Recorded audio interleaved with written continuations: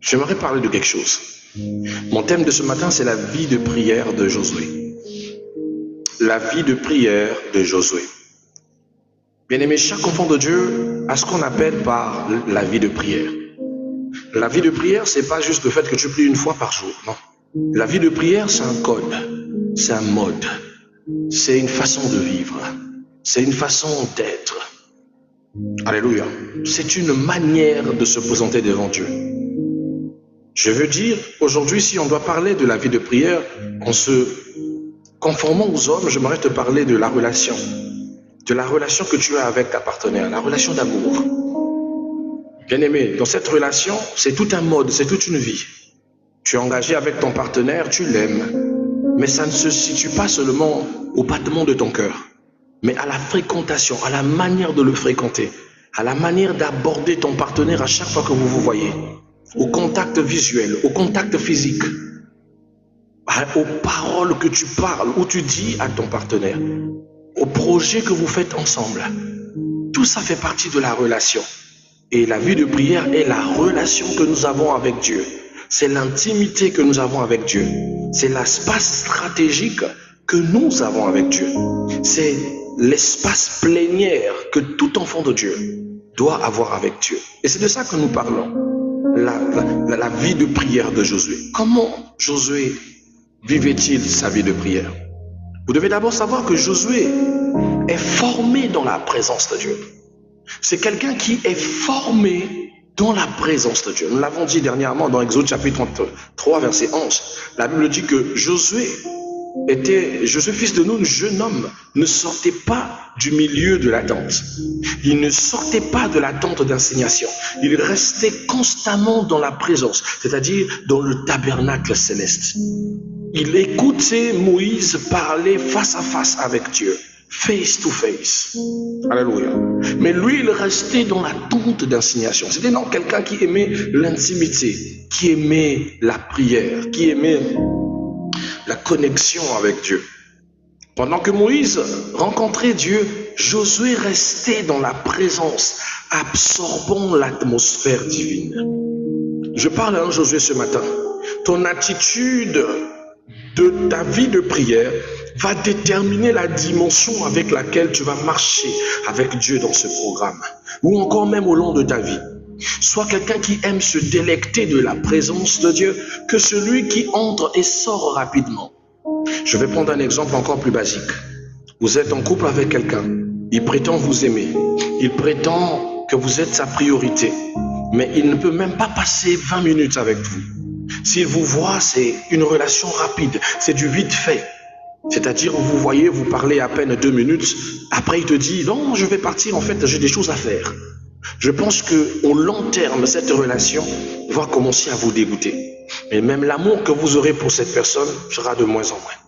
Vous vous textez de moins en moins, vous vous appelez de moins en moins, vous vous voyez de moins en moins. Je pense que cette relation, vous n'aurez pas besoin qu'on vous le dise. Vous saurez que vous n'êtes pas dans le bon endroit. Parce que l'amour se consomme. Et l'amour, quand elle se consomme, le temps devient nul. Il n'y a plus de limite. Il n'y a plus un espace qui le réduit. Voilà pourquoi Josué, fils de Nun, aimant le Seigneur, restait dans sa présence. Il ne sortait pas. Bien, mais la Bible ne dit pas il sortait de temps en temps. Non, la Bible dit il ne sortait pas du milieu de la tente d'assignation. Est-ce qu'il y a un enfant de Dieu ici qui peut se dire ma place c'est dans la tente d'assignation? Je ne sortirai pas de la tente d'assignation. Je dis à quelqu'un ne sors pas de la présence de Dieu. Ne sors pas de la présence de Dieu. C'est l'espace où tu deviens fort, où tu deviens forgé, où tu deviens bâti, où tu deviens encastré, où tu deviens investi suffisamment pour relever les challenges de l'esprit. Ne sors pas de la présence de Dieu. Ton problème, c'est que tu veux avoir un Dieu puissant, mais tu passes de moins en moins du temps avec lui. Tu veux voir Dieu agir avec toi, mais you have got no time to be with him. Tu n'as pas le temps pour rester avec lui. Tu ne soupes pas avec lui. Tu ne dînes pas avec lui. Tu n'accomplis pas les principes d'Apocalypse. Chapitre 3.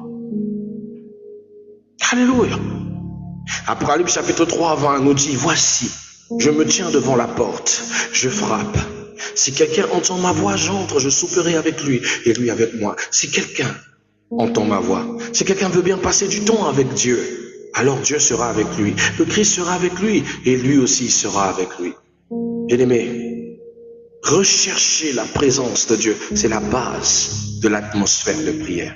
Voilà pourquoi Josué restait des heures. Il restait des heures pour absorber l'atmosphère divine. La prière est le seul moment où nous absorbons l'énergie divine. Nous absorbons les sources potables de notre énergie. Nous ne sommes pas comme les naturalistes qui vont à la plage pour absorber l'énergie de la mer, qui vont dans les faunes pour absorber l'énergie de la nature. Je vois souvent des chrétiens faire ces mêmes bêtises. Bien aimé, ces énergies ne sont pas compatibles à ta spiritualité. Nous sommes de ceux qui absorbent l'atmosphère divine dans la présence de Dieu, dans l'attente d'insignation, dans la louange et dans l'adoration, dans la prière constante. Alléluia.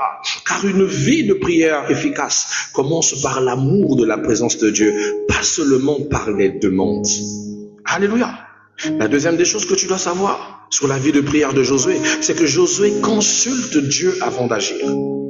Josué n'est pas un homme implicite. Ce n'est pas quelqu'un qui réagit au quart de tour. C'est quelqu'un qui consulte toujours l'Éternel avant d'agir. Josué chapitre 1, verset 1 à 9, une très belle instruction où Dieu lui demande de s'instruire, de se confier, de se donner, et lui donne des principes.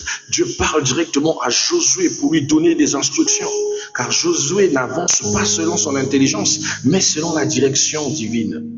Dans Josué chapitre 5, 13 à 15, il rencontre le chef de l'armée céleste, Yeshua HaMashiach, notre Jésus-Christ le juste, et il se prosterne.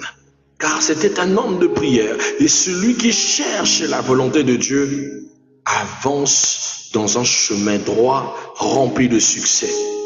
Josué était quelqu'un qui consultait Dieu avant d'agir. Ils sont arrivés non loin de Jéricho, ils ont levé leur tente. Il est resté longtemps à attendre que l'ange l'apparaisse, que Dieu lui parle. Des fois, tu es tellement pressé. Tu es encore dans cette relation où le monsieur a commencé juste à t'aborder. Le monsieur veut du sexe et toi aussi tu veux céder rapidement. Bien aimé, ne sois pas pressé. Tu dois apprendre à savoir si c'est mon chemin, si c'est l'endroit où je dois me trouver, si c'est là où je dois bâtir. Tu arrives quelque part, tu t'engages rapidement et après tu regrettes. Quelqu'un d'autre dit même le sexe c'est quoi? C'est rien, ce n'est qu'un moment de plaisir. Bien aimé, la Bible dit que celui qui couche avec une prostituée devient un même corps, même chair avec lui. De toute fois que tu jumelles ton corps à quelqu'un, sache que tu lis ton esprit et ton corps avec lui. Il partage avec toi ses malédictions, ses mauvais sorts. Il partage avec toi tous les corps, c'est-à-dire toutes les personnes qu'il a couchées avec, tous ces esprits sales avec toi. Alors imagine que tu te prends pour un matelas, que tu te prends pour un Tamagotchi. Tu ruines ta spiritualité, tu marches avec des forces karmiques qui te maudissent seul. Des choses que tu ne vois même pas dans ta famille. C'est parce que tu prends des choix personnels. Tu agis de façon irréfléchie. Tu ne consultes pas l'Éternel. Apprenez à consulter l'Éternel avant d'agir. À poser des questions qu'il faut faire avant de faire quoi que ce soit. Cela vous éviterait de commettre des erreurs. Troisième chose, les dangers d'une prière négligée. Josué faisait très attention à ses prières. Dans Josué chapitre 9, verset 14, la Bible dit, les hommes d'Israël prirent, donc ils prirent de leur provision et ils ne consultèrent point l'Éternel. Ils prirent leur provision, mais ne consultèrent pas l'Éternel. Résultat, Josué tombe dans le piège des Gabaonites. Si Josué est tombé dans le piège des Gabaonites, parce qu'ils n'ont pas consulté l'Éternel, ils ont fait des choses sans l'Éternel. Vous devez savoir que même un homme spirituel peut faire des erreurs quand il cesse de consulter Dieu. Quand vous décidez de commencer à agir implicitement, sans que vous mêlez Dieu à vos décisions, vous vous condamnez à commettre une erreur qui peut vous coûter cher. Et cela a coûté très cher à Josué, fils de Nun. Alléluia. Vous devez aussi savoir une autre chose, c'est que Josué était une personne qui aimait une prière d'autorité et de foi. C'est la marche des enfants de Dieu. Dans Josué chapitre 10, verset 12 à 15, on va dire à 14, Josué fait une prière audacieuse et Dieu arrête le soleil. Parce que c'était quelqu'un qui était un ami de la présence de Dieu. Il pouvait prier avec autorité et foi. Et il avait la capacité de pouvoir faire des choses extraordinaires. Josué a interrompu la course du soleil. Il a dit au soleil, soleil, lève-toi.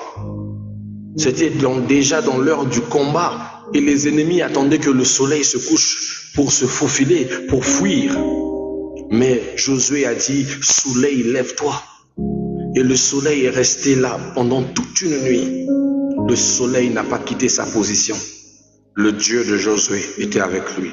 Je prie qu'en Josué, fils de Nun, qui est ici, lui aussi puisse vivre des exploits. Je prie que ta foi commence à porter des racines. Je prie que tes prières audacieuses, tes prières d'autorité puissent porter du fruit. Je prie que le Dieu qui a manifesté sa puissance avec Josué, fils de Nun, t'accompagne dans ta quête journalière. Au nom de Jésus, je dis Amen.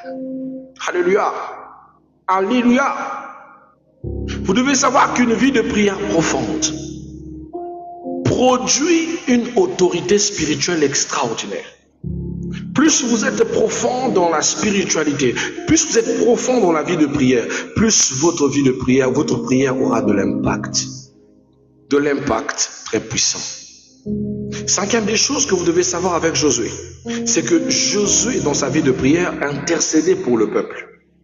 Tu ne peux pas être un Josué, fils de Nun, et être égoïste et ne prier que pour toi-même. Je vous ai expliqué que Josué, c'est un homme responsable. Ça veut dire que c'est quelqu'un qui a une famille et qui prie pour sa famille. Et tous les combats qu'il combat, c'est pour le bien de sa famille. Pourquoi tu combats? Pourquoi veux-tu réussir?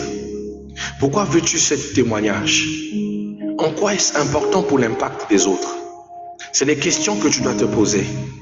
Beaucoup de fois, tu pries, tu n'obtiens pas parce que tout est à caractère égoïste. Des fois, l'Éternel veut te bénir, mais il voit devant toi, il voit derrière toi. Il cherche, ta bénédiction impactera qui? Qui sera le fruit qui bénéficiera de cette bénédiction au-delà de tes enfants? Voilà pourquoi, bien-aimé, il est toujours important d'intercéder pour les autres, de se disposer pour les autres. Josué chapitre 7, verset 9, verset 6 à 9. Après la défaite d'Aï, Josué se prosterne et crie à Dieu. Il ne cherche pas d'excuses, mais la face de Dieu. Car un vrai guide dans la foi, ou un vrai guide spirituel, est un intercesseur. Il prie pour que Dieu lui vienne en aide. Alléluia. Sixième chose à savoir sur la vie de prière de Josué, c'est que Josué reste attaché à la parole. Ce n'est pas quelqu'un qui est attaché au raisonnement des autres, à la façon de penser des autres. Peux-tu compter le nombre de fois que tu as laissé de bonnes choses parce que les autres disaient une belle fille comme ça, avec le travail qu'elle est en train de faire là, c'est pour qu'elle aille où? Je m'en souviendrai toujours de l'une de mes filles, elle s'appelle Ismaël. L'Éternel m'a dit, je te vois travailler dans la maison d'un monsieur. Ce monsieur va te payer pour juste être un nounou à la hauteur de 100 000 francs CFA. Ne quitte pas ce travail, ne refuse pas ce travail. Parce qu'une bénédiction te prépare dans cette maison. Ce monsieur qui te prendra d'abord comme nounou va vouloir de toi comme femme. Et ce monsieur va te faire quitter le sol congolais. Vous allez avec lui au Canada. Ne laisse pas cette grâce, ne rate pas cette opportunité. Je disais à ma fille Ismaël comme ça. Mais comme elle a beaucoup étudié, fille d'un cadre, elle s'est dit quoi? Moi, je vais être nounou. Ah non, je préfère encore prendre mon argent, aller acheter de la farine, faire des beignets. Et c'est ce qu'elle est allée faire. Elle a pris un peu d'argent qu'elle avait, elle a acheté des farines, elle a commencé à vendre des beignets. Ça marchait de tonnerre. Elle me dit, papa, j'ai choisi les beignets. Je refuse d'être nounou. Je refuse de me retrouver dans une maison aimée par un homme. Comme j'ai dit, l'Éternel m'a dit que c'est ta seconde chance. Tu as arrêté, tu as perdu Dimitri. C'est la seule porte qu'il t'ouvre encore en cette saison. Il dit non, non, non, non. Je refuse. Je peux pas. Je préfère faire ce que je veux. Elle a refusé de s'attacher à la parole. Dans ce genre de contexte, même avec toute la force et l'amour que je peux avoir comme père, je ne peux pas forcer quelqu'un à suivre Dieu. Alors elle a laissé. Et c'est comme ça qu'au lieu qu'elle ne puisse revenir dans la vie, en fait, vivre cette grâce, la mère des enfants, je dis la mère des enfants dont elle devait être nounou là, c'est elle qui dit à ce monsieur, au lieu de payer encore une nounou, comme il n'y a pas de nounou, et que la dame que je voulais te donner là, cet Ismaël qui a refusé le travail, moi, paye-moi la mère de tes enfants d'être comme nounou. Donc c'est la propre mère de ces enfants-là qui a été payée au titre de nounou pour prendre soin de ses enfants. Elle a pris soin de ses enfants. Elle a pris soin de ses enfants. Pendant ce temps, le monsieur se dit, ah, qu'est-ce que je vais faire? Bon, moi aussi j'ai mon projet de voyage pour aller au Canada. Bon, c'est seulement leur mère, hein. Je ne voulais pas la prendre. Elle est impolie, elle est insolente. Elle m'a blessé. Je ne veux même plus avoir des attraits avec elle. Bon, je n'ai pas le choix. Ça reste la maman des enfants. Tant mieux encore que je la prenne. Je l'inscris dans la liste de dans mon projet de voyage. C'est comme ça qu'il va demander à cette dame de lui donner quelques petits papiers. Et la dame va donner et elle va instruire son nom. Et par surprise comme ça, il annonce à cette dame, voilà, en fait tous les papiers sont prêts, on va aller au Canada, on va aller vivre au Canada ensemble. On voyage ensemble au Canada comme couple. La maman des enfants dit, ah bon? Donc tu avais fait ces démarches-là pour moi? Oh merci, et tout, et tout, et tout. Une opportunité qui devait revenir à Ismaël. La dame va dire à Ismaël, il dit, ah Ismaël, toi tu as un karma dégueulasse. Il dit, mais pourquoi? Mais là où tu avais refusé le travail, là, où je voulais que tu travailles, chez le père de mes enfants. Mais moi, j'ai reçu grâce là-bas. Non seulement je touchais pendant 6 mois un salaire de 100 000 pour être nounou de mes propres enfants, mais voilà qu'il m'a mise dans son projet de voyage. Nous partons pour le Canada dans près de 2 semaines. C'est elle qui se lève comme une folle. Ce que l'Éternel avait dit à l'homme de Dieu. Mon Dieu, mon roi. C'est elle qui essaie de revenir vers le monsieur. Le monsieur dit, c'est trop tard. Moi, j'avais prévu que vous soyez là, mais je vous avais vu aussi dernièrement lorsqu'on vous a présenté. Je ne te cache pas que j'ai... Voilà, you make me feel... Tu m'as fait sentir quelque chose. J'ai apprécié ta façon d'être. Je me disais que si tu pouvais être une excellente nounou, alors je t'aurais proposé le mariage et on aurait voyagé ensemble. Mais tu n'as pas voulu. Tu as refusé ce travail. Tu m'as méprisé. C'est elle qui revient en moi. Hein? Pasteur, papa, prie que Dieu m'ouvre encore la porte, qu'il touche le cœur. C'est moi, c'est mon voyage, c'est pas le voyage de cette femme. Va préparer tes beignets. Va préparer tes beignets. Tes beignets dont tu sens de m'appeler pour me dire, les beignets marchent bien, papa. Les beignets marchent bien, papa. Continue de préparer les beignets. Parce que tu n'as pas voulu obéir à la voix de Dieu. Tu as raté encore cette opportunité. Elle a pleuré. Là, je parle, ça fait déjà 5 ans de cela. 5 années que le monsieur et la dame sont au Canada. Mais comme la maman, ils n'aiment pas la mère de ses enfants. Donc, ils n'ont pas pu demeurer dans le même foyer. La dame s'est retrouvée ailleurs et le monsieur ailleurs. C'est 2 ans plus tard que Dieu me fait grâce de connaître l'identité de monsieur. Or, le monsieur que Dieu me révélait pour Ismaël n'était que mon compagnon de lit à la vallée de Beraka. Quand j'étais à la vallée de Beraka, j'ai passé 7 mois, je dormais qu'à l'église. Et je dormais toujours à côté d'un frère à moi. Que Dieu le bénisse, le frère qui s'est fait. Et c'est avec lui qu'on passait ces temps de prière. Et c'était lui que Dieu avait choisi. C'était lui que Dieu voulait centrer cette sœur. Un frère avec un témoignage merveilleux. 2 fois, on peut rater les opportunités de gloire parce qu'on n'est pas attaché à la parole de Dieu. On n'est pas engagé dans la volonté de Dieu. La Bible dit dans Josué chapitre 1, 8, il dit que ce livre de loi ne s'éloigne point de toi. Médite-le nuit et jour afin que tu aies du succès. La prière efficace est toujours connectée à la parole de Dieu, à sa révélation. Quand vous l'écoutez, quand vous laissez conduire, alors vous atteindrez des buts, vous aurez du témoignage. Amen. Vous devez comprendre ces choses. Qu'est-ce que vous avez à retenir aujourd'hui? Vous devez retenir que l'attachement à la présence de Dieu faisait partie de la vie de prière de Josué. Que Josué consultait régulièrement Dieu. Que Josué était vigilant spirituellement et toujours constant. Il était audacieux dans la prière.